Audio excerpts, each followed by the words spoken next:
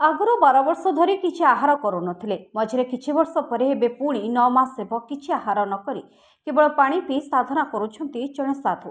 बेले बेले चा पानी आवश्यक हेले पांती नहेले नाई। जरिया नदीकूल एक बणुआ जगार केवल भगवान को भरोसा बट वृक्ष तले रहुछंती से। जाक जकम ठारू दूरेई कटक जिला महांगा बुदुकुनिया गाँव में बेस निरोलारे आश्रम करी रुहंती राम बाबा। पूर्णतया पवित्र जरिया नदी कूल विनोद बिहारी रहिछंती। एहाकु लागि पाखापाखि अनेक मालिका वर्णित पीठ रही। सेतिमध्यरु भक्ति क्षेत्र गुप्तरे रही। अनेक समय रास सह अष्टप्रहरी नाम संकीर्तन कराए। ओडिशार बहु साधु सन्थ ए भक्ति क्षेत्र को आसी आगकू ए क्षेत्र में लीलाखेला हेबा सह क्षेत्रर महिमा प्रकाश हेब बोली राम बाबा कहते। देखिबा ए रिपोर्ट। बयस 70 टपिलाणी जेतेबेले देखिबे एइठी ही तांको पाइबे ना किछि अभियोग ना अभिमान। देहरे गेरुआ वस्त्र आ खाली पात खाइबा पीवा चिंता नहीं। केतेबेले माटी उपरे बसी पड़ती तो केतेबेले जरिटाए पकाई ता उपरे बसी ध्यान करते। बट वृक्ष परिवेशित तांकर ए पीठ को भक्ति क्षेत्र बोली लोके कहते। बाबा कहते तांको केबे भोक हुएनी कि केबे से कमजोर अनुभव करंतिनी। हाँ बेले बेले आवश्यक पड़िले चा पानी पियंती।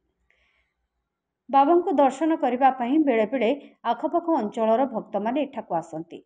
आश्रम वर्षर बहुबार आध्यात्मिक कार्यक्रम अनुष्ठित हुए हेले बाबा किंतु आधुनिकता और जाकजकम विश्वास करंतिनी।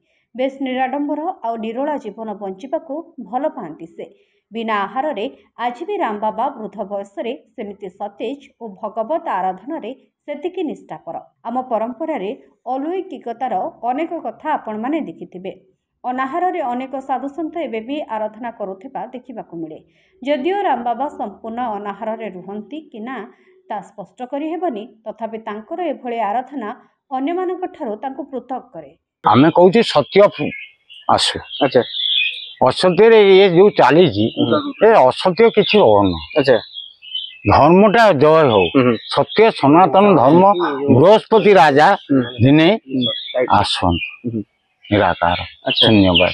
अच्छा एठी जो पूजा करछन केते वर्ष लानी पूजा करछन? आमे सिंह आ कोन मन चालीची तो चालीची आ